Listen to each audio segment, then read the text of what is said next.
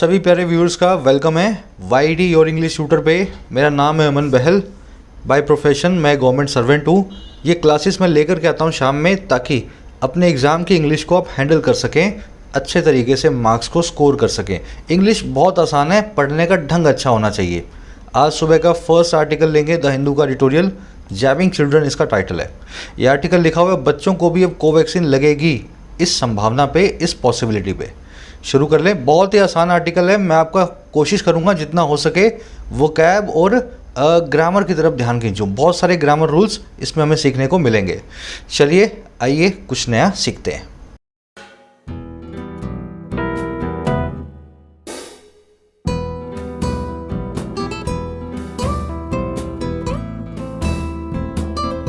कह रहा है जैबिंग चिल्ड्रन। देखिए चिल्ड्रन मतलब बच्चे, चाइल्ड का प्लूरल होता है चिल्ड्रन, है ना। और जैब का मतलब होता है इंजेक्शन, नाउन फॉर्म में। जैब एक वर्ब भी है, जैब एक नाउन भी है। देखो नाउन फॉर्म में इंजेक्शन, वर्ब फॉर्म में किसी के इंजेक्शन लगाना। जैब करना मतलब इंजेक्शन लगाना। तो जैबिंग चिल्ड्रन का मतलब है लगाना है बच्चों के इंजेक्शन। अब याद रखें दो तीन चीज़ें, आगे भी आप देखोगे इसी आर्टिकल में। एक वर्ड आएगा जैब, एक वर्ड आएगा वैक्सीनेट, एक वर्ड आएगा इम्यूनाइज। तीनों का मतलब ये होता है किसी को इंजेक्शन देना, ठीक है ना। व्हेन यू जैब समबडी, आप उस पर्सन को वैक्सीनेट भी कर रहे हो, आप उस पर्सन को इम्यूनाइज भी कर रहे हो। मतलब कहने का मतलब है उसके इंजेक्शन लगा रहे हो आप, है ना। तीनों वर्ड्स एक ही हैं। चलिए टाइटल पैराग्राफ से देखते हैं बच्चों की कौन सा इंजेक्शन लगेगा। कह रहा as Covaxin gets closer to approval for children, data transparency is vital. कह रहा जैसे जैसे कोवैक्सीन नज़दीक आती है, गेट होती है क्लोज़र, है ना। गेट क्लोज़र का मतलब है नज़दीक आना। जैसे जैसे कोवैक्सीन नज़दीक आती है अप्रूवल के, और किसके लिए, बच्चों के लिए।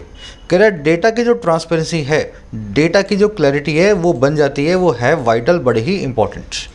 अगर कोवैक्सीन बच्चों के आपको लगवानी है तो ऐसे सीधे सीधे ही ऐलान मत कर देना कि कोवैक्सीन लगा दो बच्चों के। पहले डेटा को पब्लिक डोमेन में लाओ, सबके सामने रखो, लोगों को डेटा पे ट्रस्ट हो, उसी के बाद वो अपने बच्चों को इंजेक्शन लगवाने आपके पास आएंगे। समझ गए। कोवैक्सीन की वर्ब है गेट्स, ट्रांसपेरेंसी की वर्ब है इज। वाइटल मतलब इंपॉर्टेंट, एसेंशियल, नेसेसरी, है ना, जरूरी। ये क्लोजर टू, क्लोजर टू, इसके बाद अक्सर आप देखते हो वर्ब की आईएनजी फॉर्म यहाँ नहीं रखी हुई है। क्या आप मुझे इसका रीज़न बता सकते हो। क्लोजर टू के बाद में वर्ब की आईएनजी फॉर्म होनी चाहिए, फिर भी नहीं रखी हुई है, यहाँ पे कुछ और ही रखा हुआ है। इसका रीज़न आप मुझे बता सकते हो। देखो ये सारे फ्रेज हैं जिसमें टू के बाद में जेरेंड आता है। ये सारे फ्रेज मैं आपको बहुत बार करवा चुका हूँ। इसी में मिलेगा आपको close to, close, closer, closest, है ना। क्लोज की डिग्रीज को आप चेंज कर सकते हो। अगर ऐसा है तो यहाँ पे टू के बाद में वर्ब की आईएनजी फॉर्म आनी जरूरी है, पर इस केस में नहीं आ रही। अब इसका रीज़न बड़ा सिंपल सा है। ये सारे के सारे फ्रेज ये बोलते हैं कि अगर इनके बाद में वर्ब रखी हो तब उसको आईएनजी फॉर्म में यूज़ करना है। अगर नाउन रखा हो तो उससे पंगे नहीं लेने। नाउन रखा है तो पंगे नहीं लेने। इन सभी फ्रेजेस के बाद में नाउन बिंदास आ सकता है। अगर वर्ब रखी हो तो उस वर्ब को आईएनजी फॉर्म में बदल दो ताकि वो नाउन बन जाए। ये जुगाड़ करते हैं हम, है ना। नाउन रखा है तो जुगाड़ करने की कोई ज़रूरत नहीं है, इनके बाद में नाउन ही आना चाहिए। तो यहाँ पे नाउन ही तो पड़ा है अप्रूवल, इसलिए क्लोजर टू के बाद में वर्ब के आईएनजी फॉर्म की कोई ज़रूरत नहीं है। चलिए मैं आपको सारी वोकैब बता देता हूँ आर्टिकल की, ताकि आराम से आप आर्टिकल को पढ़ पाओ। वोकैब भी ज़्यादा कुछ है नहीं, है ना, बहुत इजी वोकैब है। कुछ एक पुराने वर्ड्स हैं, कुछ एक नए वर्ड्स हैं। जैसे एक वर्ड है कॉर्नर स्टोन, पुराना वर्ड है। फिर एक वर्ड है कोहर्ट, पुराना वर्ड है। एक ही वर्ड नया है आज का, एम्पेरिकल। देखिए कॉर्नर स्टोन क्या होता है। वो स्टोन जो कॉर्नर में रखा हुआ है। अपने घर में या किसी मंदिर में, किसी भी इमारत में जाओ, उसके कॉर्नर के पत्थरों को देखो। कॉर्नर के ऊपर ही जो मोटे मोटे पत्थर रखे होते हैं ना, उन्हीं के ऊपर पूरा घर टिका होता है। समझ गए ना। कॉर्नर स्टोर किसी चीज़ की फाउंडेशन या नींव कहलाती है, किसी चीज़ का आधार कहलाती है। Hard work is the corner stone of success. मेहनत ही आधार है सक्सेस का, फाउंडेशन है सक्सेस की। समझ गए। कॉर्नर वाला वो स्टोन जो पूरी इमारत को सहारा दे, कॉर्नर स्टोर या आधार कहलाता है। इसको बेड रॉक भी बोलते हैं और मेन स्टे भी बोलते हैं। मेन स्टे भी वही है जो सबसे बड़ा स्टे है, जो सबसे बड़ा आधार है। बेड रॉक भी वही है जो रॉक आपके बेड में पड़ी है, जो आपके बिस्तर को बना करके मतलब फिक्स रखती है ना, बेड को। एक और वर्ड है हमारे पास कोहर्ट। कोहर्ट क्या होता है, ग्रुप होता है। ग्रुप किसका, सिमिलर पीपल का। एक जैसे लोग हों, एक जैसी चीज़ें हों। अगर लोग एक जैसे हैं तो वो या तो एक ही जॉब में होंगे, एक ही एज के होंगे, एक ही सोशल या इकोनॉमिक लेवल के होंगे, समझ गए ना। सिमिलर चीज़ों का ग्रुप कहलाता है कोहर्ट। अक्सर इसको इंसानों के लिए यूज़ करते हैं। The initial cohort of patients have safely recovered from the disease. जो शुरुआती कोहर्ट था, शुरुआती जत्था था, शुरुआती ग्रुप था पेशेंट्स का, एक जैसे पेशेंट्स का, वो रिकवर कर चुका है सेफली इस बीमारी से, समझ गए। कोहर्ट को कंटिंजेंट या रेजिमेंट भी बोलते हैं, कोहर्ट के सिनोनिम्स हैं। ये दोनों पुराने वर्ड थे। अब एक नया वर्ड आया अपने पास, एम्पेरिकल। एम्पेरिकल का मतलब होता है वो चीज़ जो व्यवहारिक हो, जो एक्सपेरिमेंट में हुई हो, जिस पे हमने बातचीत ना की हो बल्कि हमने कुछ प्रयोग भी किए हों, समझ गए ना। प्रैक्टिकली एक्सपेरिमेंटल बोलते हैं। Empirical studies have shown the effectiveness of Ayurveda in treating several lifestyle diseases. जो व्यवहारिक स्टडीज़ हुई हैं, एक्सपेरिमेंटल या लैब स्टडीज़ हुई हैं, उन्होंने हमें दिखाया है इफेक्टिवनेस को, कितनी असरदार है आयुर्वेद ट्रीट करने में बहुत सारी लाइफस्टाइल डिजीज़ को। तो ये सारी स्टडीज़ जो है ना थ्योरेटिकल नहीं है, इसको हमने लैब के अंदर एक्सपेरिमेंट करके प्रूव करके दिखाया है। एम्पेरिकल स्टडीज़ है। एम्पेरिकल को ऑब्जर्वेशनल या प्रैग्मेटिक भी बोलते हैं। एम्पेरिकली इसकी एडवर्ब है जिसको आज आप आर्टिकल में देखोगे। चलिए 3 ही वर्ड्स हैं, ज़्यादा कुछ है नहीं, है ना। एक समरी मैं आपको दे देता हूँ, किस बारे में लिखा हुआ आपको पता लगे, उससे पहले ऐड करूँगा। भारत के किसी भी कॉम्पिटिटिव एग्जामिनेशन की तैयारी कर रहे हो तो मॉक टेस्ट के लिए मैं आपको रिफ़र करूँगा टेस्टबुक.com। इसकी खूबी क्या है, इंडिया का लीडिंग ब्रांड है, सबसे बड़ा नाम है मॉक टेस्ट की इंडस्ट्री के अंदर। साथ में इसमें सभी एग्जाम्स का एक सिंगल पैकेज बना हुआ है। आप चाहे एसएससी की तैयारी कर लो, बैंक की कर लो, यूपीएससी की कर लो, स्टेट एग्जाम्स की, तो 400 एग्जाम्स इसमें कवर हो जाते हैं। एक ही पैकेज में 26,000 मॉक टेस्ट हैं। अब ये सभी 400 एग्जाम्स के 26,000 मॉक टेस्ट सिंगल पैकेज में मिलते हैं 399 में 1 साल के लिए, 699 में 3 सालों के लिए। लेकिन इस प्राइस पर डिस्काउंट ले लेना, कोड लगा लेना YT10। जैसे ही कोड लगाओगे 399 वाला 280 में, 699 वाला 490 में आपको मिल जाएगा 30% डिस्काउंट के साथ। लिंक डाल रहा हूँ कमेंट सेक्शन में ऐप का मैं। डिस्काउंट रहते हुए उसका फ़ायदा जरूर उठाएं, कोड लगाएं YT10। देखो समरी ये है कि बच्चों के ना 2 से 18 साल के कोई वैक्सीन नहीं लगती इंडिया में, किसी वैक्सीन को अप्रूवल मिली भी नहीं है। लेकिन बच्चों के अब कोवैक्सीन लगने लगेगी। अगले कुछ दिनों में आप देखोगे कि इसका ऐलान भी सरकार कर देगी, इसको इमरजेंसी यूज़ ऑथराइजेशन भी मिल जाएगी। हमारा आर्टिकल कह रहा है कि ये अपने आप में एक बहुत बड़ी प्रोग्रेस है। अगर सरकार इतनी अच्छी वैक्सीन बना सकती है जो बच्चों को भी लग जाए सेफली, और जो बच्चे हैं प्रोटेक्ट कर सकें अपने आप को कोविड से, तो ये अपने आप में एक सेलिब्रेटिंग जो है इशू है। लेकिन एक चीज़ का सरकार को ध्यान रखना है, अब बात हो रही है बच्चों की। चाहे बड़ों की बात थी तब तो आपने डेटा को छुपाने की कोशिश की या डेटा को पब्लिक डोमेन में नहीं रखा, बहुत बाद में लेकर के आए। लेकिन बच्चों के मामले में डेटा को आपको पहले पब्लिक को देना होगा। क्या वैक्सीन का रिजल्ट रहा, क्या ट्रायल का रिजल्ट रहा, क्या क्या इसके साइड इफ़ेक्ट होते हैं। जब तक पब्लिक को डेटा नहीं दोगे, कोई भी अपना बच्चा लेकर के आपके पास वैक्सीन लगवाने नहीं आएगा। बच्चों के केस में डेटा ट्रांसपेरेंसी इज़ वाइटल। समझ गए। आज की 2 टाइप की टोन्स हैं। पहली तो है सेलिब्रेटरी, सेलिब्रेट कर रहा है कोवैक्सीन की इस कामयाबी को, है ना। दूसरी हमारी टोन है आज की रेकमेंडिंग, या आप यूँ बोलते हैं एडवाइजिंग। एडवाइस कर रहा है कि आपको क्या करना चाहिए, कौन सा रास्ता पकड़ना चाहिए। शुरू कर लें आर्टिकल को। चलो आ जाओ। कल का क्विज़ मैं आपको लास्ट में सोल्व करवाऊंगा, आज क्विज़ है नहीं, लेट हो रहा हूँ ऑफिस के लिए तो नहीं बना पाया, है ना। अपनी ऐप को डाउनलोड कर लेना, your English tutor, Android play store पे अवेलेबल है। कमेंट में लिंक भी डाल रहा हूँ। ऐप को बनाने का ऑब्जेक्टिव है क्वालिटी कोर्सेज को अफोर्डेबल प्राइसेस में अवेलेबल करवाना। राइटिंग स्किल्स का कोर्स है बेसिक से एडवांस का, 25% हो भी चुका है, 100 घंटे का कोर्स है ना। इस कोर्स में आपको लिखना सिखा रहा हूँ मैं बिल्कुल बेसिक से, कैसे आपको पेन पकड़ना है और एडवांस लेवल तक जाना है, यूपीएससी, बैंक्स, एसएससी, आईलेट्स के लेवल तक पहुँचना है। इस कोर्स की कीमत है 699, लेकिन अभी 9 नाइट्स नाम का कोड चल रहा है नवरात्रि के मौके पर, 475 रुपये में आपको मिल रहा है नवरात्रि तक। इसकी कीमतें बढ़ेंगी, अभी जीएसटी इंक्लूड होगा। अगर लेने ही वाले हो तो कीमत बढ़ने से पहले ले लेना, जीएसटी बाद में आपको देना पड़ेगा। अभी मैं दे रहा हूँ अपनी जेब से। इसी तरीके से आपको एसएससी बैंक से कोर्स भी मिल रहे हैं 50-50 रुपये में, 100-100 रुपये में। सारी तैयारी करवा रहा हूँ, कैसे पेपर्स को सॉल्व करना है। ज़रूर फ़ायदा उठाना ऐप के ऊपर सभी कोर्सेज़ का।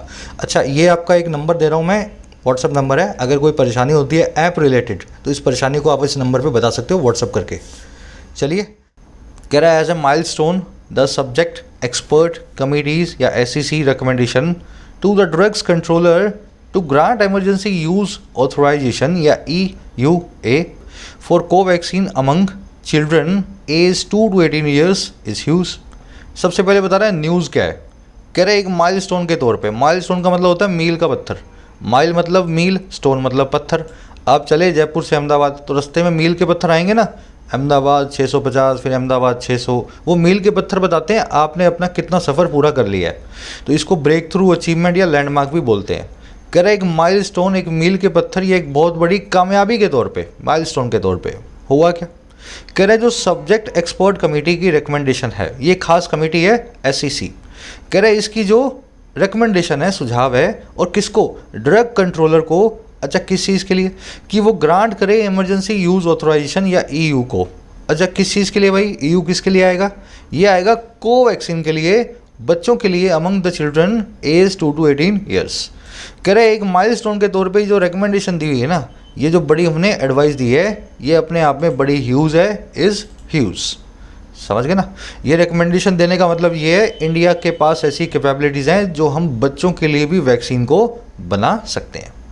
रिकमेंडेशन की वर्ब है इज़, सब्जेक्ट ग्रीन कलर में, वर्ब पिंक कलर में। पूरे आर्टिकल में आपको इसको फॉलो करते जाना है। माइलस्टोन मैंने आपको बता दिया, मील का पत्थर या बड़ी अचीवमेंट है ना, बड़ी अचीवमेंट। इमरजेंसी यूज़ ऑथराइजेशन क्या होता है, देखो ट्रायल 3 और ट्रायल 4 का डेटा जो है ना, उसको आने में 8 से 10 साल लगते हैं।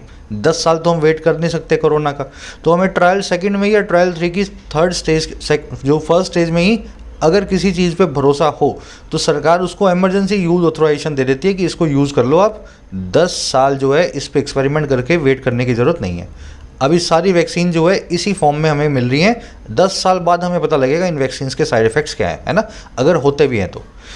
कह रहा है if the drugs controller general of India या DCGI goes ahead and grants approval, it will be the first vaccine to be administered to children in India। कह रहा है अब जिसको ये रिकमेंडेशन दी गई है ड्रग्स कंट्रोलर को, कह रहा है अगर ये ड्रग्स कंट्रोलर ऑफ इंडिया जो है ना, DCGI, अब देखो द लगा हुआ है, सरकारी संस्था है। कह रहा है ये जो सरकारी संस्था है, गवर्नमेंट ऑर्गेनाइजेशन है, ये गो अहेड करती है, आगे बढ़ जाती है इस रिकमेंडेशन के साथ और ग्रांट कर देती है, अप्रूवल को दे देती है अपनी सहमति को। कह रहा है अगर ऐसा हुआ तो क्या होगा भाई, कह रहा है ये होगा, इट विल बी, और क्या होगा, पहली वैक्सीन होगी जो एडमिनिस्टर की जाएगी, जो दी जाएगी बच्चों को, चिल्ड्रन को भारत देश में, इन इंडिया। समझ गए। अगर ऐसा होता है तो ऐसा होता है। मेरा आप सभी से एक सवाल है, यहाँ पे स्ट्रक्चर तो मैं अभी बता दूंगा। सवाल ये है कि यहाँ पे कौन सा कंडीशनल यूज़ किया गया है। समझ गए ना, बहुत मुश्किल सवाल नहीं पूछ रहा हूँ और आंसर भी आप ही को बताना है, कमेंट सेक्शन में डालो। सबको आते हैं कंडीशनल, बहुत अच्छे से करवा चुका हूँ। कौन सा कंडीशनल, 1st, 2nd, 0, 3rd, कौन सा कंडीशनल हमने यहाँ पे यूज़ किया है। अब सेंटेंस की आप देख लो स्ट्रक्चर। DCGI सरकारी संस्था, द लगा हुआ है, हर वर्ड का पहला लेटर बड़ा है, D बड़ा, C बड़ा, G बड़ा, है ना। ऑफ का वो छोटा है क्योंकि एक प्रेपोजिशन है, प्रेपोजिशन को कभी भी कैपिटलाइज नहीं किया जाता है ना। अब DCGI की 2 वर्ब्स हैं, गोज अहेड और ग्रांट्स। गोज अहेड मतलब आगे बढ़ना, प्रोसीड करना किसी चीज़ में, ग्रांट मतलब देना। 8 की वर्ब है will be, to be administered इसलिए लिखा हुआ है क्योंकि यहाँ पे आपको चाहिए था पैसिव इन्फिनेटिव। अब ये क्या होते हैं मैं आपको समझा देता हूँ। A doctor is often more to fear than the disease, ये कहावत है। डॉक्टर जो है ना वो ज़्यादा डरावना होता है बीमारी के। डॉक्टर से आपको फियर ज़्यादा करना चाहिए बजाय बीमारी। बीमारी तो होती ही ख़राब है, लेकिन अगर बदमाश डॉक्टर आपको मिल गया ना, वो बीमारी से भी ख़राब है। अब ध्यान से समझो, डॉक्टर से आप फियर करोगे, डॉक्टर से आप फियर करोगे मतलब डॉक्टर से आप डरोगे, आप डरोगे डॉक्टर से। समझ रहे हो मेरी बात को। तो यहाँ पे टू फियर का मतलब होता है डॉक्टर फियर करेगा, नहीं, डॉक्टर से फियर होगा हमें। मैं ये कहना चाह रहा हूँ कि फियर का मतलब होता है डरना। डॉक्टर तो डरेगा नहीं, डॉक्टर हमें डराएगा। अगर ऐसा है तो यहाँ पे पैसिव इन्फिनिटिव को यूज़ करो, टू बी फियर्ड लिखो। समझ गए ना, हम डरने वाले हैं, डॉक्टर नहीं डरने वाला। टू बी फियर्ड, ये सेकंड सेंटेंस से आपको और समझ में आएगा। A man like a watch is to value by his manner of going. एक मैन जो है ना, एक वॉच की तरह, घड़ी की तरह ही वैल्यू किया जाता है अपने मैनर ऑफ गोइंग से। गोइंग मतलब चलने से, चलना मतलब व्यवहारिकता उसकी। जैसे घड़ी जिस मैनर से चलती है, आदमी जिस मैनर से चलता है, उसी तरह से आदमी और घड़ी दोनों की वैल्यू होती है। समझ गए ना, आदमी का व्यवहार और घड़ी का व्यवहार उसकी वैल्यू को बताता है। अब यहाँ पे मैन को वैल्यू किया जाएगा या मैन की वैल्यू, मैन किसी को वैल्यू करेगा। ये टू वैल्यू एक इन्फिनेटिव है, मैन के लिए आया हुआ है। मैन किसी की वैल्यू करेगा या मैन की वैल्यू की जाएगी? भाई मैन की वैल्यू की जाएगी, जैसे घड़ी की जाती है। तो जब मैन के ऊपर काम होगा तो टू बी वैल्यूड आप यहाँ पे लिखेंगे, टू बी प्लस में वर्ब की थर्ड फॉर्म। इसको बोलते हैं पैसिव इन्फिनेटिव। अगर ग्रामर सीरीज आप देख चुके हो तो बहुत अच्छे से डिटेल में आपको सीरीज में इन्फिनेटिव वाले चैप्टर में मैं इसको करवा चुका हूँ। इसीलिए यहाँ पे लिखा गया टू बी एडमिनिस्टर्ड, क्योंकि ये फर्स्ट वैक्सीन वो होगी जो एडमिनिस्टर की जाएगी। वैक्सीन किसी को नहीं लगेगी, वैक्सीन को लगाया जाएगा। बढ़े आगे, कह रहा while one other service ZyCoV-D has been granted EUA it is still to be administered. कह रहे जहाँ एक दूसरी वैक्सीन भी है जिसका नाम है जाइकोविड, ये किसकी बनी हुई है, ये शायद जाइडस कैडिला की बनी हुई है। जाइडस एक कंपनी है, ये गुजरात की। कह रहे जहाँ एक दूसरी वैक्सीन है जो जाइडस कंपनी की, इसको ग्रांट भी कर दिया गया है EUA इमरजेंसी यूज़ ऑथराइजेशन। ये अभी भी एडमिनिस्टर होना बाकी है, it is still to be administered. अभी भी ये वैक्सीन जो है बच्चों में लगाई जानी बाकी है। चलिए, वैक्सीन की वर्ब है has been granted passive voice में। इट की वर्ब है इज़। अब देखो इज़ टू M2R2 आप जानते हो ना, इज़ टू M2R2 क्या बताते हैं, फ्यूचर को बताते हैं, किसी काम को होने को जो होने वाला है, जो अभी शेड्यूल्ड है। President is to come today, president साहब आज आने वाले हैं, है ना। तो ये हमने पैसिव इसलिए बनाया है क्योंकि वैक्सीन को एडमिनिस्टर किया जाना है, वैक्सीन किसी को एडमिनिस्टर नहीं करेगी। जो ऊपर आपने सीखा वो यहाँ पे भी अप्लाई करोगे, इज़ टू बी एडमिनिस्टर्ड। चलिए, correct trials have started with the Serum Institute's COVAX for children, extending the timeline for any other COVID-19 vaccine for actual use in children. Correct trial शुरू हो चुके हैं, और किसके लिए, किसके साथ, सीरम की इंस्टीट्यूट की कोवैक्स के साथ, कोवोवैक्स के साथ, है ना, कोवोवैक्स। और किसके लिए, चिल्ड्रन के लिए। कह रहे हैं और हुए कैसे है, एक्सटेंड करते हुए टाइमलाइन को बढ़ाते हुए उस टाइम पीरियड को जो है किसी दूसरी वैक्सीन का एक्चुअल यूज़ के लिए चिल्ड्रन के अंदर। तो अब दूसरी कोई वैक्सीन की अभी हमें गुंजाइश नहीं लग रही है। ये सीरम इंस्टीट्यूट, सरकारी संस्थाएं सभी के सभी अब कोवोवैक्स पे ही सारा फोकस कर रही हैं। दूसरी किसी वैक्सीन को आने में अब टाइम लगेगा, क्योंकि अब कोवोवैक्स जब तक नहीं बन जाएगी ना, या तो हाँ या ना, जब तक ये पूरा नहीं होगा तब तक दूसरी वैक्सीन की कोई बात हम करने नहीं वाले हैं। एक्सटेंड हो गई है टाइमलाइन दूसरी कोविड वैक्सीन के लिए। चलिए आगे बढ़ते हैं। ट्रायल्स की वर्ब हैव स्टार्टेड, एक्सटेंडिंग यहाँ पे प्रेजेंट पार्टिसिपल साइमल्टेनियस एक्शन। जब कोई काम एक जगह हो रहा हो, उसी के साथ में दूसरा भी काम हो रहा हो, तो दूसरे काम को वर्ब के ING फॉर्म से बता दो। खाना खाते हुए मैं टीवी देख रहा था, ट्रायल्स जब स्टार्ट हो रहे थे तभी वो एक्सटेंड कर रहे थे टाइमलाइन को। कह रहा on the face of it it seems like a tremendous achievement within a short period. कह रहा देखने में, on the front of it, इसको on the face of it भी बोलते हैं, on the front of it भी बोलते हैं।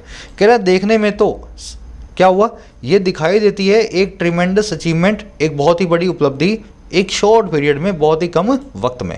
सही बात भी है ना। इट की वर्ब है सीम्स, ट्रिमेंडस मतलब बहुत बड़ा, huge, overwhelming, giant, mammoth. On the front of it, on the face of it, इन दोनों का मतलब होता है सीमिंगली, अपेरेंटली, दिखाई देने में। इस पर एक बहुत छोटा सा ग्रामर रूल है, आसान है, समझ जाओगे आप एक बार में। On the face of it his story seemed false. On the face of it मतलब क्या है, देखने में या सुनने में। कह रहे शक्ल से ना देखने में जो उसकी स्टोरी थी वो हमें झूठी लगी, है ना, सीम्ड फॉल्स। अब यहाँ देखो, on the face of them their stories seemed false. यहाँ पे क्या था, स्टोरी थी तो हमने इट लगा दिया, यहाँ पे क्या स्टोरीज हैं तो हमने देम लगा दिया, है ना भाई। एक स्टोरी थी तो it, on the face of them लिख दूंगा क्योंकि कई सारी स्टोरीज थी। ध्यान ये रखना, ये एडवर्ब अपनी फॉर्म को चेंज नहीं करती, इस केस में भी इट ही लगाओगे। On the face of it एक एडवर्बियल फ्रेज है ना। अगर ये एडवर्बियल फ्रेज है तो इसकी पोजीशन को, इसकी फॉर्म को चेंज नहीं कर सकते हो, चाहे स्टोरी हो चाहे स्टोरीज हो। आपको जब इसको यूज़ करना है इसी फॉर्म में यूज़ करना है, इससे पंगे नहीं लेने हैं। बढ़े आगे, चलो। अब ये चीज़ें ना बच्चों को कंफ्यूज करती हैं, क्योंकि अगर उनको नहीं पता हो तो वो लॉजिकली तो देम ही लगा के आने वाले थे, लॉजिकली तो यही आना चाहिए, लेकिन कन्वेंशन ये बनी हुई है कि एडवर्ब को चेंज नहीं करना है तो हम चेंज नहीं करते। तो ये रूल्स आपको याद रखने पड़ते हैं। कह रहा है while the data seem to have convinced the SEC that there is cause to make this considered recommendation. None of that is yet in public domain at the time of SEC's announcement. अब बता रहा है दिक्कत क्या है। कह रहा है जहाँ डेटा दिखाई देते हैं ना, सीम होते हैं कि वो कन्विंस कर चुके हैं सब्जेक्ट एक्सपर्ट कमेटी को, SEC को, किस बात पे, कि एक कारण तो है, देयर इज कॉज, और किस चीज़ का बनाने का, इस कंसीडर्ड रिकमेंडेशन को, इस रिकमेंडेशन को जो कंसीडर की गई है देने का। कह रहे डेटा से तो SEC मान ही गया है कि ये आप जो रिकमेंडेशन दे रहे हो बिल्कुल ठीक है रिकमेंडेशन है ना। कह रहे ऐसा होने के बावजूद, वाइल ऐसा होने के बावजूद हुआ क्या, नन ऑफ दैट, इस डेटा का कुछ भी नहीं, is yet in public domain, अभी भी पब्लिक डोमेन में नहीं है। इस डेटा को आप अभी भी किसी भी इंटरनेट वेबसाइट से जो है एक्सेस नहीं कर सकते हो, पब्लिक डोमेन से नहीं ले सकते हो। और एक बात कब है, at the time of SEC announcement, ये टाइम हुआ, ये उस वक्त की बात कर रहे हैं जब SEC ने इसको अनाउंस किया है। हो सकता है बाद में आ जाए पब्लिक डोमेन में, लेकिन अभी जो है अंदर ही अंदर बात चल रही है, पब्लिक से कोई भी डेटा शेयर नहीं किया जा रहा है। समझ गए ना। डेटा की वर्ब है सीम, कोज की वर्ब है इज, देयर से क्लोज शुरू हुआ है इसलिए वर्ब के बाद सब्जेक्ट रखा हुआ है। नन के बाद में सिंगुलर और प्लूरल दोनों ही वर्ब्स आती हैं, जो नाउन बाद में रखा हो उसके ऊपर डिपेंड करेगा। अगर दैट की जगह दीज होता तो यहाँ पे प्लूरल वर्ब भी दे सकते थे। अगर सिंगुलर प्रोनाउन है दैट तो हमने सिंगुलर वर्ब को दिया है। वैसे नन के साथ आप सिंगुलर वर्ब को ही प्रीफर करें। Public domain, public scope, public RAM, सबका मतलब होता है पब्लिक के दायरे में, है ना। ये आप आगे दोनों वर्ड्स देखोगे, पब्लिक रैम और पब्लिक स्कोप, पब्लिक डोमेन के सिनोनिम है। बढ़ते हैं आगे, बहुत सिंपल आर्टिकल आज का। कह रहा है Bharat Biotech presented interim data from the phase 2 और 3 trials to the DCGI as the safety follow up is longer in this case. कह रहे इस कंपनी ने प्रेजेंट किया है इंटरिम डेटा को। इंटरिम डेटा क्या होता है? जो फाइनल ना हो, जो अंदरूनी हो, अंतरिम हो, है ना। कह रहे इस कंपनी ने अभी डेटा को प्रेजेंट किया है इस टाइप के, और कहाँ से? 2nd और 3rd ट्रायल से DCGI को। कह रहा है क्योंकि जो सेफ्टी फॉलोअप है वो लॉन्गर होता है इस केस में, बच्चों के केस में फाइनल डेटा आने में बहुत टाइम लगेगा, इंटरिम डेटा ही अभी दिया जा सकता है। भारत बायोटेक की वर्ब है प्रेजेंटेड, सेफ्टी फॉलोअप की वर्ब है इज। इंटरिम डेटा मतलब जो डेटा अभी फाइनल ना हो। हमारा आर्टिकल यही कह रहा है कि फाइनल है या नहीं है, जो आप सरकार में अंदर अंदर जो बातचीत कर रहे हो जिस डेटा पे कि बच्चों को लगानी है वैक्सीन, वही डेटा पब्लिक को भी दिया जा सकता है, रिलीज़ किया जा सकता है। लोगों को भी तो पता लगे ना क्या वैक्सीन बन रही है और कैसे अपने बच्चों को लगवाएं, है ना। कह रहा 1 month after the 2 doses and immunogenicity check and safety follow up are done according to reports. कह रहे 1 महीने के बाद, और किसके? 2 डोजेस के। पहली चीज़ तो एक इम्यूनोजेनिसिटी चेक और दूसरी चीज़ एक सेफ्टी फॉलोअप। कह रहे इन दोनों को किया जाता है पैसिव वॉइस में। पहले वैक्सीन लगेगी दोनों डोजेस 28 दिनों के गैप में, फिर उसके 1 महीने के बाद इन दोनों चीज़ों को किया जाएगा। और ये हुआ कैसे? हिसाब से रिपोर्ट्स के, जैसी रिपोर्ट्स हमें मिली है उसके हिसाब से ऐसा होता है। समझ गए? इम्यूनोजेनिसिटी चेक और सेफ्टी फॉलोअप की वर्ब है आर डन। इम्यूनोजेनिसिटी का मतलब होता है आपकी बॉडी का वो फीचर, वो गुण जिसमें आपकी बॉडी एक इम्यून रिस्पॉन्स को लेकर के आती है। तो अभी वैक्सीन लगी, दोनों वैक्सीन लग गई, 1 महीने बाद बॉडी ने इम्यून रिस्पॉन्स दिया, आपको बुखार आने लगा, बहुत ज़्यादा सर्द जो है चकराने लगा, है ना। तो ये इम्यूनोजेनिसिटी रिस्पॉन्स होगा, तो आपको फिर स्टेरॉइड देने पड़ेंगे ताकि इम्यून रिस्पॉन्स आपका कम हो। तो ये इम्यूनोजेनिसिटी रिस्पॉन्स की चेकिंग कर रहे हैं, 1 महीने बाद करेंगे और फिर बताएंगे बच्चों में क्या रिस्पॉन्स रहा, है ना। सेफ्टी फॉलोअप होता है, आपने फॉलोअप मतलब आगे की चेकिंग करना। सेफ्टी तो आप जानते ही हैं, सुरक्षा, कितनी सुरक्षित है वैक्सीन, ये सेफ्टी फॉलोअप कहलाएगी। कह रहा the company claimed the data indicated that the vaccine used the same product and presentation as the adult vaccine was safe. ये सेंटेंस आपको समझ में नहीं आएगा, अजीब सा लगेगा, पहले मैं आपको समझा देता हूँ फिर देखते हैं गलती क्या है। कह रहा है कंपनी ने क्लेम किया, इस कंपनी ने दावा किया कि जो डेटा इंडिकेट करता है, डेटा जो है वो दिखाता है हमें, दैट वो ये कि जो वैक्सीन है वो इस्तेमाल हुई है वही सेम प्रोडक्ट और प्रेजेंटेशन जैसे कि एडल्ट वैक्सीन में था। बच्चों को और बड़ों को एक ही कोवैक्सीन लग रही है, ज़्यादा फर्क दोनों में है नहीं, बिल्कुल भी नहीं है इनफैक्ट। कह रहे ये वैक्सीन वॉज सेफ, ये वैक्सीन अपने आप में महफूज थी। समझ गए मेरी बात को? ये सेंटेंस थोड़ा अजीब सा है, बताऊँ कैसे। कंपनी की वर्ब है क्लेम्ड, डेटा की वर्ब है इंडिकेटेड, वैक्सीन की दो वर्ब्स आ रही हैं, पहली यूज़ और दूसरी वॉज, लेकिन बीच में एंड नहीं आ रहा और ये बीच में हाइफन लगे हुए हैं, दो डैश लगे हुए हैं। तो मैं आप बता देता हूँ सेंटेंस है क्या। ये वैक्सीन के बाद में जो यूज़ है ना, ये यूज़ जो है एक एडजेक्टिव है। कह रहा vaccine was safe, vaccine was safe. कह रहा वैक्सीन जो यूज़ की गई है ना, जो बच्चों में लगाई गई है, वॉज सेफ, है ना। यूज़ यहाँ पे एडजेक्टिव बन गया। अब वैक्सीन यूज्ड कौन सी है? कह रहा वही सेम प्रोडक्ट है जो बड़ों को लगा था। समझ लो? तो ये स्ट्रक्चर इस तरीके से बनी हुई है। वैक्सीन की वर्ब है वॉज, यूज्ड यहाँ पे पास्ट पार्टिसिपल एडजेक्टिव है, वर्ब की थर्ड फॉर्म है, जो वैक्सीन इस्तेमाल में हमने ली है। आगे बढ़ते हैं। कह रहा the 2 dose Covaxin was administered to 525 children 20 days apart after it receive the note to conduct trials on children may this year. कह रहा 2 डोज की जो कोवैक्सीन है, 2 डोजों वाली, कह रहा एडमिनिस्टर की गई थी, दी गई थी इतने सारे बच्चों को 28 दिनों के गैप में। कह रहा जब इसने रिसीव कर लिया हामी को, नोट को, अप्रूवल को, किस लिए भाई? कंडक्ट करने के लिए ट्रायल्स को, एक्सपेरिमेंट्स को बच्चों पे मई में इसी साल। तो ये वैक्सीन इस तरह से इतने लोगों को दी गई है। पहले इसको मई में हामी मिली, नोट मिली, सरकार ने अप्रूवल दी कि आप बच्चों पे ट्रायल कर लो, फिर इसने कर भी दी। तो 500 बच्चों, 25 बच्चों पे ये ट्रायल्स हुए हैं। कोवैक्सीन की वर्ब है वॉज एडमिनिस्टर्ड, इट की वर्ब है रिसीव्ड, नोट का मतलब होता है सहमति। चलो आगे बढ़ें। ये 2 डोज कोवैक्सीन क्यों लिखा गया? डोजेस तो 2 है ना, तो यहाँ पे पीछे ऐसा आना चाहिए। इसलिए नहीं आया क्योंकि कोवैक्सीन के लिए 2 डोज एक एडजेक्टिव का काम कर रहा है। एडजेक्टिव का काम कर रहा है तो बीच में हाइफन यानी कि डैश को लगाया गया है और डोजेस के पीछे का एस भी निकाल दिया गया है इसी चीज़ को इंडिकेट करने के लिए। कह रहा है a possibly unintended but welcome outcome of the pandemic is the stress on being transparent about scientific data generated in trials.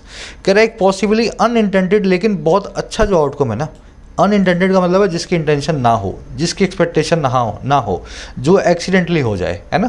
तो कह रहे एक एक्सीडेंटल लेकिन वेलकम किए जाने लायक एक आउटकम जो है, नतीजा जो है पैंडेमिक का, वो है ये स्ट्रेस, ये एम्फेसिस और किस चीज़ के ऊपर, ट्रांसपेरेंट होने पे, पारदर्शी होने पे, साइंटिफिक डाटा को लेकर के, वैज्ञानिक डाटा को लेकर के जो जनरेट होता है ट्रायल्स के अंदर, इस तरह के एक्सपेरिमेंट्स के अंदर।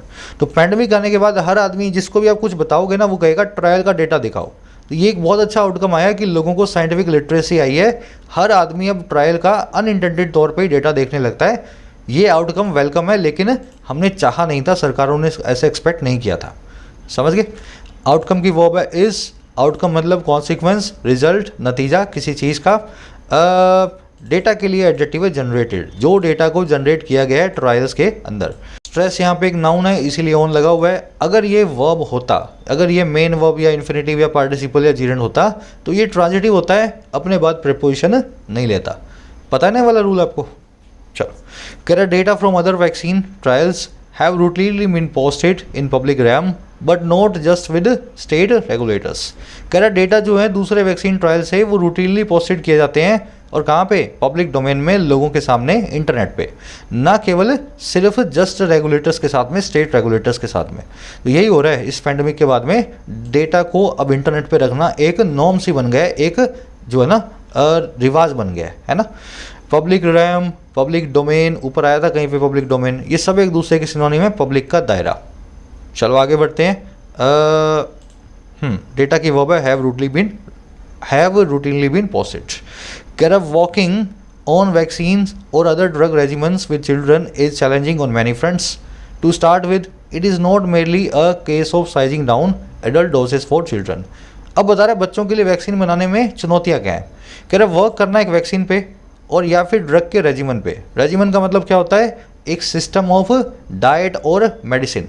अगर डॉक्टर ने बताया ये गोली सुबह खानी है, फिर इतने घंटे सोना है, फिर चाय पीनी है बिना शक्कर की और शाम को एक्सरसाइज करनी है, वॉक करके आना, तो डॉक्टर ने आपको एक डाइटरी और एक्सरसाइजिंग रेजिमेंट दे दिया है। कह रहा है इसीलिए जो वर्क करना है ना वैक्सीन पे या ड्रग के रेजिमेंट पे, ड्रग के सिस्टम पे, और किसके साथ, बच्चों के साथ। कह रहे ये चैलेंजेस होता है, ये बहुत ही चुनौती भरा है, कई सारे फ्रंट्स पे, कई सारे मोर्चों पे। अब देखो क्या चैलेंजेस हैं, क्या चुनौतियाँ हैं बच्चों के साथ। कह रहा स्टार्ट विद, अगर शुरुआत ही कर देना, टू स्टार्ट विद, पहली चुनौती है ये खाली एक केस नहीं होता साइज डाउन करने का, साइज में छोटा करने का एडल्ट डोजेस को चिल्ड्रन के लिए। तो ऐसा नहीं है बड़ों को आपने 30 ml की वैक्सीन लगाई है तो बच्चों को 10 ml की लगा दो, और छोटा बच्चा तो 5 ml की लगा दो, ऐसा नहीं होता। बच्चों का शरीर अलग तरीके से काम करता है, इनके लिए अलग तरीके के चैलेंजेस हमें फेस करने पड़ते हैं। वर्किंग एक जीरेंड है, आपका सब्जेक्ट है, इसकी वर्ब है सिंगुलर। जीरेंड हमेशा सिंगुलर वर्ब लेगा, हमेशा याद रखें। जीरेंड और इन्फिनेटिव जब भी सब्जेक्ट बन जाते हैं वर्ब को सिंगुलर देते हैं।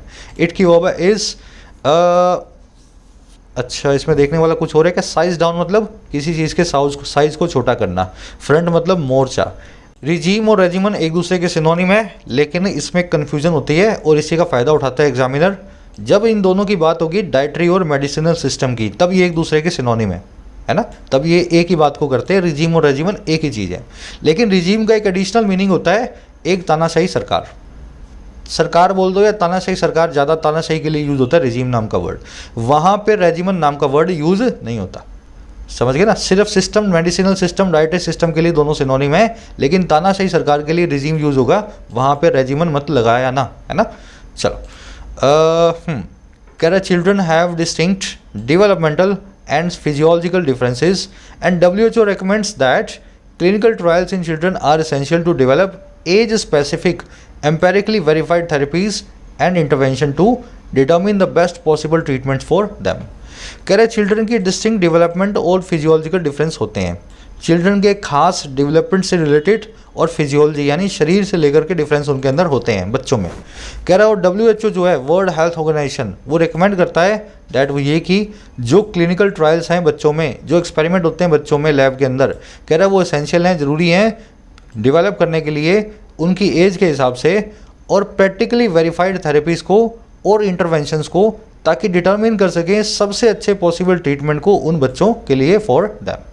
तो बच्चों में बड़ी अलग अलग चीज़ें होती हैं, बड़ा खास उनका शरीर होता है, बहुत अच्छी उनकी जो है बॉडी की मतलब बहुत अलग होता है उनका बॉडी का फंक्शनिंग। इसलिए WHO ने बोला है कि इनके केस में तो खास ही हमें क्लिनिकल ट्रायल्स करने पड़ेंगे, धीमे धीमे करके क्लिनिकल ट्रायल्स को करना, ताकि सबसे अच्छा सिनेरियो, अच्छी ट्रीटमेंट उनके लिए हम खोज पाएँ। समझ गए? चिल्ड्रन की वर्ब है हैव, डिस्टिंक्ट मतलब खास, स्पेशल, डिफरेंट। WHO की वर्ब है रिकमेंड्स। WHO एक सरकारी संस्था है, इंटरनेशनल ऑर्गेनाइजेशन है, इसके आगे द आना चाहिए। लेकिन न्यूज़पेपर वाले, मैगजीन्स वाले और रिपोर्टर्स इस वर्ड को इतना ज़्यादा यूज़ करते हैं WHO और UN को, यूनाइटेड नेशंस को, कि इनको पर्सोनिफाइड इन्होंने प्रॉपर नाउन बना दिया है, मतलब इंसान के जैसे ट्रीट करने लगे हैं, है ना। जैसे राम है, श्याम है, मोहन है, इनके नाम का आगे द नहीं आता ना, तो WHO को भी एक इंसान की तरह इतना ज़्यादा यूज़ करते हैं कि अब WHO एक पर्सनैलिटी है इनके लिए। तो इसलिए टेक्निकली द आना चाहिए, लेकिन एम्पेरिकली इन्होंने द को निकाल रखा है, रखते ही नहीं है। क्लिनिकल ट्रायल्स की वर्ब है आर, डेवलप, चलो इसको बाद में बताऊंगा। एम्पेरिकल मतलब व्यवहारिक तौर पे है ना, प्रैक्टिकली, एक्सपेरिमेंटली। ये डेवलप, डिस्कवर और इन्वेंट 3 वर्ड होते हैं, तीनों का मतलब होता है खोज करना किसी चीज़ की, तीनों का मतलब होता है किसी चीज़ की खोज करना। क्या इन तीनों में फ़र्क बता सकते हो आप? देखो, इन्वेंट का मतलब होता है खोज करना या ईजाद करना किसी नई चीज़ को। आपने टीवी, फ्रिज बना दिया, है ना, आपने फ़ोन बना दिया, स्मार्टफोन बना दिया, 5G 6G बना दिया, तो ये आप कर रहे हो इन्वेंट। डिस्कवर का मतलब होता है किसी ऐसी चीज़ को खोजना जो पहले से ही हो, जिसकी एग्जिस्टेंस पहले से नेचर के अंदर हो। जैसे कोलंबस ने अमेरिका को खोजा, वास्को डी गामा ने भारत को खोजा, तो अमेरिका भारत तो पहले भी थे ना, उन्होंने रास्ते को खोजा और रास्ता भी पहले से था, है ना। जैसे पाइथागोरस थ्योरम को किसी ने खोजा, जैसे लॉ ऑफ ग्रेविटी को, लॉ ऑफ रिलेटिविटी को, तो ये सब चीज़ें पहले से नेचर के अंदर थी, लेकिन आपने उनको पहली बार जाना है, डिस्कवर किया है ना। इन्वेंट में सब कुछ नया, डिस्कवर में सब कुछ पुराना। डेवलप में अलग ही केस है, जब किसी ड्रग को, इस केस में किसी ड्रग को, मेडिसिन को या किसी थेरेपी को आप ईजाद करते हो ना, तब आप डेवलप करते हो, क्योंकि स्टेप बाय स्टेप मैनर में होती है। सीधे जो है बूटी आपको नहीं खिला देगा कोई, पहले बूटी को प्रोसेस करेगा, तो डेवलप करता है वो जड़ी बूटी को। इसलिए ड्रग थेरेपी के केस में, डॉक्टरी के केस में हम ना इन्वेंट ना डिस्कवर बल्कि डेवलप नाम के वर्ड को यूज़ करते हैं। तीनों का मतलब होता है ईजाद होना, लेकिन कॉन्टेक्स्ट अलग है तीनों वर्ड्स का। आगे बढ़े। ये काम बहुत आता है भैया आपके एग्जाम के अंदर, यही चीज़ें तो वो पूछता है आपसे, है ना। कह रहा their bodies work in very different ways and they undergo many changes as they grow from infancy towards adolescence and adulthood, calling for age de-escalation studies in trials beginning with an older age group and working towards the youngest group. कह रहा है उनकी bodies work करती हैं बहुत ही अलग अलग तरीक़ों से, इन डिफरेंट वेज, है ना। और कह रहा है वो अंडरगो होते हैं, एक्सपीरियंस करते हैं। अंडरगो होना किसी चीज़ के अंडर जाना, किसी चीज़ को एक्सपीरियंस करना, अनुभव लेना। कह रहा है वो एक्सपीरियंस करते हैं बहुत सारे बदलावों को जैसे जैसे उनका शरीर ग्रो होता है। कहाँ से? इन्फेंसी से। इन्फेंसी मतलब बचपने से। और किसकी तरफ? पहले तो एडोलेसेंस की तरफ, फिर अडल्टहुड की तरफ। अडल्टहुड मतलब वयस्क हो जाना, 18 साल के हो जाना। एडोलेसेंस का मतलब है जो आपके टीन एजेस हैं, 11 से 17 साल के, है ना। तो कह रहा है जैसे जैसे वो ग्रो होते हैं ना, उनकी बॉडीज़ में चेंजेस होते रहते हैं। अब देखो ये चेंजेस कैसे होते हैं। ये चेंजेस होते हैं कॉल फॉर करते हुए, डिमांड करते हुए एज de-escalation स्टडीज़ को ट्रायल्स के अंदर। ये एज de-escalation स्टडीज़ क्या होती हैं, ये आगे समझाएगा। कह रहा है ये वो स्टडीज़ हैं जो बिगिन विद होती हैं, शुरू होती हैं बड़ी एज के साथ, ओल्डर एज ग्रुप के साथ, और फिर वर्क टुवर्ड करते हैं हम यंगेस्ट ग्रुप के लिए। तो अगर 2 से 18 साल के बच्चों की वैक्सीन बनाई है तो पहले 18 साल वालों को दी, फिर 17 साल वालों को दी, फिर 16 साल वालों को दी। देखते गए ये सेफ़ है ना सबके लिए, 16 वालों, 15 वालों, 14 वालों, ऐसे कम करते गए, है ना। देखते गए हर स्टेप पे कि कहीं ये वैक्सीन कोई नुकसान तो नहीं कर रही, जहाँ पे नुकसान करे वहीं पे रोक देते थे। तो ये एज de-escalation स्टडी कहलाती है। एज को हम धीरे धीरे नीचे लेकर के आते हैं, de-escalate करते हैं। समझ गए? सिंपल सेंटेंस है। बॉडीज़ की वर्ब है वर्क, दे की वर्ब अंडरगो। अंडरगो का मतलब होता है एक्सपीरियंस करना, गो थ्रू करना। यहाँ पे दे की वर्ब है ग्रो। एडोलेसेंस मतलब आपके वो वाले दिन जब आप 11 से 17 साल के हो, है ना, अडल्ट होने की प्रक्रिया में हो। इन्फेंसी मतलब बचपना, जब आप फैंसी के अंदर होते हो, इमेजिनेशन में होते हो, चाइल्डहुड ऐसा ही होता है हमारा, जब सारा चाइल्डहुड बचपन जो है इमेजिनेशन में निकल जाता है, इसलिए हम इसको इनफेंसी या इन इमेजिनेशन बोलते हैं। आगे बढ़े। हाँ, कॉलिंग फॉर यहाँ पे प्रेजेंट पार्टिसिपल साइमल्टेनियस एक्शन है। जब ये ग्रो कर रहे होते हैं उसी वक्त ये डिमांड भी कर रहे होते हैं इसी चीज़ की कि ऐसी स्टडीज इनके साथ में हो। Another question experts are raising is whether cohort of 525 children is large enough to wing an EUA, or if incremental numbers should be added given the size of target pediatric teen population। कह रहे दूसरा question जो है, another question जो experts उठा रहे हैं, खड़ा कर रहे हैं, रेज कर रहे हैं, कह रहे वो इज है हाँ कि ना। जो कोहर्ट है ना, कोहर्ट मैंने आपको बता दिया ना, एक ही ग्रुप के लोग, एक ही तरह के लोग, ऐसा एक ग्रुप जिसमें एक ही सिमिलर काइंड ऑफ पीपल होते हैं।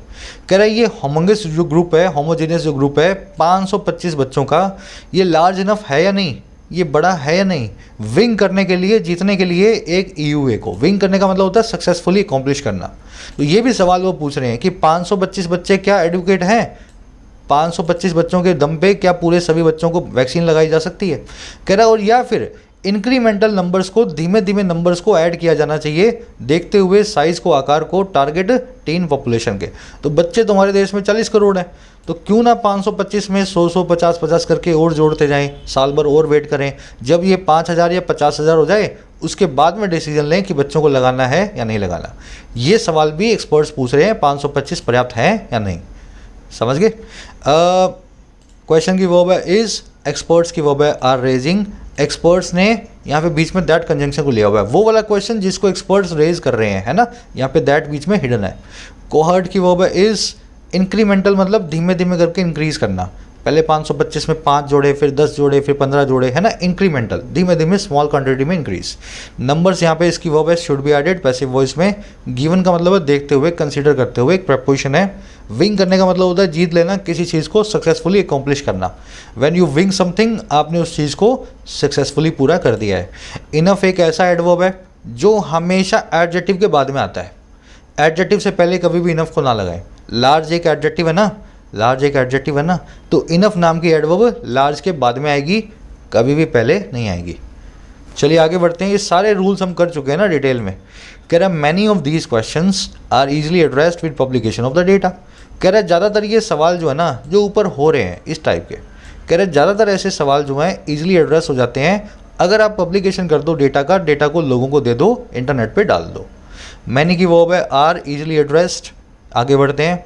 कह रहा while a recommendation is only that it has indeed raise extraordinary expectations in the community. कह रहे जहाँ एक रिकमेंडेशन महज वही है, ओनली दैट, जहाँ एक रिकमेंडेशन महज एक रिकमेंडेशन ही है, अभी फाइनल तो कुछ हुआ नहीं है। कह रहे जहाँ ऐसा है, इसने रेज इंडीड वास्तव में रेज कर दिया, उठा दिया है बहुत ही ज़्यादा एक्सपेक्टेशंस को पूरी कम्युनिटी में, पूरे समाज के अंदर। तो एक छोटी सी रिकमेंडेशन आई है, चाहे उसका कुछ भी ना हो, लेकिन समाज में बहुत सारी एक्सपेक्टेशन इस रिकमेंडेशन के बाद आने लगी हैं। रिकमेंडेशन की वर्ब हो गई इज, इट की वर्ब है हैज़ रेज्ड, जो है परफेक्ट वॉइस में, परफेक्ट टेंस में। एक्स्ट्रॉर्डनरी मतलब खास, स्पेशल। कह रहा the DCGI as it considers the SEC's advice should address the concerns raised and reinstate the issue of transparency to its rightful place as the cornerstone of scientific temper besides infusing confidence in the public। कह रहे जो DCGI है ना, जैसे ही ये consider करता है SEC की एडवाइस को, अगर इस एडवाइस को ये सुनता है, ध्यान से इस पे ऊपर काम करता है, तो कह रहे इस DCGI को एड्रेस करना चाहिए इन्हीं सारी चिंताओं को, कंसर्न्स को जो रेज किए गए हैं, जो हमने अभी ऊपर जो है उठाए हैं, है ना। और कह रहे इसको रीइंस्टेट करना चाहिए, इसको बहाल करना चाहिए ट्रांसपेरेंसी के इशू को, पारदर्शिता के मुद्दे को, और कहाँ पे, अपने राइटफुल प्लेस पे, जहाँ पे पारदर्शिता होनी चाहिए राइटफुल प्लेस पे, उस केस में वहाँ पे पारदर्शिता लेकर के आए। अच्छा ये कैसे लाएगा? कॉर्नर स्टोन की तरह, फाउंडेशन की तरह, आधार की तरह, साइंटिफिक टेम्पर के, साइंटिफिक मूड के। साइंटिफिक टेम्पर का आधार यही है कि डेटा हो और सबके पास हो, वही साइंस है ना। नहीं तो अगर आप डेटा नहीं दे रहे हो, कुछ बता नहीं रहे हो, तो फिर वो साइंस नहीं है, वो फिर आप जो है उल्टी सीधी बातें कर रहे हो। तो ये काम DCGI को करना चाहिए। साथ ही साथ बिसाइड्स इन्फ्यूज़ करने के कॉन्फिडेंस को पब्लिक में, लोगों के अंदर विश्वास को भर देने के, इस चीज़ के साथ साथ, समझ गए ना। तो DCGI को एड्रेस करना चाहिए कंसर्न्स को, और DCGI को रीइंस्टेट करना चाहिए, ये होगी दूसरी, वो बहाल कर देना चाहिए इशू ऑफ ट्रांसपेरेंसी को सही जगह पे।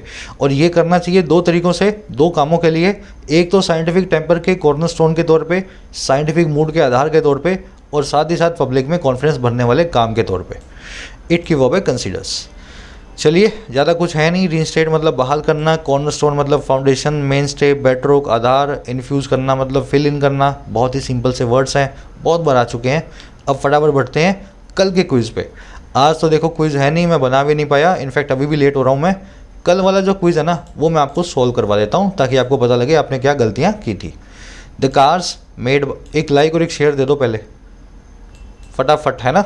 अब देख लो, कह रहा the cars made by German car companies are rated more much far the much the safest by the industry experts.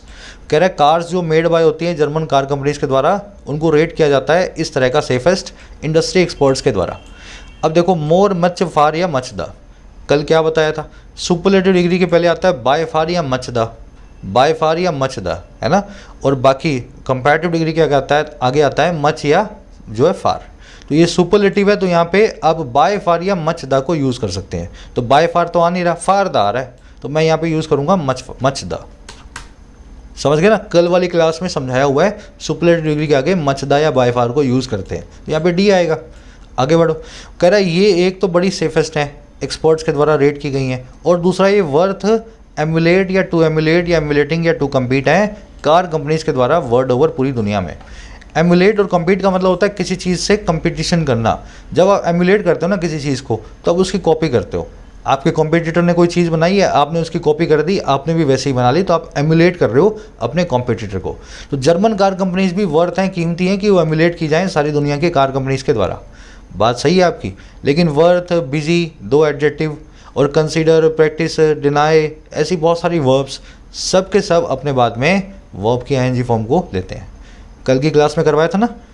तो यहाँ पे क्या लिखेंगे भाई, ये चारों ही ठीक है मीनिंग में तो, लेकिन ग्रामर के हिसाब से वर्ब की आईएनजी फॉर्म एमुलेटिंग आएगी। आगे बढ़ो, कह रहा है even as the automobile industry has been expanding the German car companies experiencing a negative growth rate in sales find themselves in a dash. कह रहा है वहाँ जब इवन एज पूरी की पूरी ऑटोमोबाइल इंडस्ट्री जो है एक्सपेंड कर रही है, जर्मन कार कंपनियां जो है जो एक्सपीरियंस कर रही हैं नेगेटिव ग्रोथ को सेल्स के अंदर, उनकी बिक्री कम होती जा रही है, वो फाइंड करती हैं अपने आप को इस तरह की चीज़ में, फाइंड इन अ समथिंग। अब वो चीज़ क्या होगी, डिमर होगी, बाइंड होगी, रिबाउंड होगी और टेसिटर्न होगी। देखो यहाँ पे एक नाउन चाहिए, टेसिटर्न एक एडजेक्टिव है, इसका मतलब होता है चुपचाप, एकदम शांत। एडजेक्टिव तो आ नहीं सकता। रिबाउंड एक वर्ब होती है, नाउन भी होता है। रिबाउंड का मतलब होता है रिकवरी। डिमर का मतलब होता है आपका, आप हेजिटेट करते हो किसी चीज़ में, किसी चीज़ को अपोज करते हो, है ना, किसी चीज़ में अपना एक्सेप्शन दिखाते हो, तो ये एक वर्ब है। और बाइंड एक नाउन है, इसका मतलब होता है धर्म संकट। तो ये अपने आप को एक धर्म संकट में पा रहा है जर्मनी, है ना, बहुत ख़राब सिचुएशन में। पूरी दुनिया की कारें से अच्छी कार ये बनाता है, पूरी दुनिया की कार कंपनियाँ अच्छा पैसा कमा रही हैं, लेकिन जर्मनी की कार कंपनियाँ अच्छा कार बनाने के बाद भी अपनी सेल्स को कम जो है कम देख रही हैं, उनकी सेल्स जो है कम हो रही है। तो दे फाइंड देमसेल्व्स इन अ धर्म संकट इन अ बाइंड। समझ गए ना, बाकी तीनों वर्ड्स का कोई कनेक्शन यहाँ पे नहीं है। करा in the past decade alone they have lost dash of their international market share to the rivals. कह रहे खाली पिछले डेकेड में ही उन्होंने लूज़ कर दिया है इतना अपना इंटरनेशनल मार्केट शेयर अपने कॉम्पिटिटर्स को, अपने राइवल्स को। अब यहाँ पे चारों ही आ सकते हैं, लेकिन ग्रामेटिकली आपको देखना है, वन के बाद में एस ना आ रहा हो, वन के बाद में एस ना आ रहा हो, और वन के अलावा जो भी आ रहा है उनके पीछे एस आना जरूरी है। जैसे वन के बाद 2 या 3 या 4 है, कुछ भी आ जाए आगे तो पीछे एस लगना जरूरी है। तो बी तो हो नहीं सकता, एस नहीं आ रहा, 2 के बाद में यहाँ एस आ रहा है, तो सी आपका आंसर बन गया। और लास्ट में देखो, वन के बाद में यहाँ पे एस आ रहा है, तो ये गलत है। वन के साथ में एस नहीं लगाना, पीछे प्लूरल नहीं बनाना, लेकिन 2, 3, 4 कुछ भी आ जाए तो पीछे प्लूरल बनाना जरूरी है। तो इसी केस में सही बैठेगा, बाकी सब गलत है। तो 2/3 मार्केट शेयर को वो राइवल्स को जो है लूज़ कर चुकी हैं। कह रहा now the pandemic has brought another spell of headwinds, wind down prognostication या tailwinds for the German car industry as the consumers with a reduced purchase power have started to prefer low cost electric vehicles rather than traditional German high end fossil fuel powered automobiles। कह रहा है pandemic bring करके लाई है एक another spell को, एक और period को इस चीज़ के, और किसके लिए, जर्मन कार कंपनीज के लिए। क्यों लाई है भाई, अब ये चीज़ हम बाद में देखेंगे। ये लाई इसलिए है क्योंकि कंज्यूमर जो है कम परचेज पावर के साथ में, रिड्यूस परचेज पावर के साथ में अब शुरू कर दिया है, वो प्रीफर करते हैं कम कॉस्ट वाले इलेक्ट्रिक व्हीकल्स को। अब वो चाहते हैं कि जिनमें पेट्रोल ना लगे, डीजल ना लगे, इलेक्ट्रिक व्हीकल हम जो है चलाएं, बजाय जो ट्रेडिशनल जर्मनी के हाई एंड बड़े ही हाई एंड वाले, बड़े ही एडवांस्ड फॉसिल फ्यूल पावर जो ऑटोमोबाइल्स हैं उनके बजाय। तो अब जर्मनी के और बुरे दिन आ गए हैं, है ना। लोगों को पैंडेमिक के बाद पैसा कम है तो वो कम कॉस्ट वाले इलेक्ट्रिक व्हीकल चलाने को तैयार है। जर्मनी के महंगे महंगे जो है एडवांस व्हीकल को यूज़ नहीं कर रहे हैं। तो भाई स्पेल आया बुरे दिनों का, आपको एक्चुअली यूज़ करना चाहिए हेडविंड्स या टेल विंड्स में से एक वर्ड को। टेल विंड मतलब सपोर्ट करने वाले अच्छे दिन, हेड विंड्स मतलब आपकी अपोज वाले अनफेवरेबल बुरे दिन, है ना। तो another spell of head winds आना चाहिए जर्मन इंडस्ट्री के लिए। विंड डाउन होने का मतलब होता है किसी चीज़ का कम होना इंटेंसिटी में, और प्रोग्नोस्टिकेशन का मतलब होता है किसी चीज़ की भविष्यवाणी, आगे का अंदाज। तो यहाँ पे भी आपको वोकैब लगानी थी, हेड विंड्स आपका आंसर बैठेगा। चलिए मुलाकात होगी कल की वीडियो में। एक लाइक और एक शेयर जरूर से देना। ऐप रिलेटेड, कोर्स रिलेटेड कोई भी क्वेरी हो इस नंबर पे व्हाट्सअप कर सकते हैं, यहाँ पे आपको रिप्लाई मिल जाएगा। Until then signing out.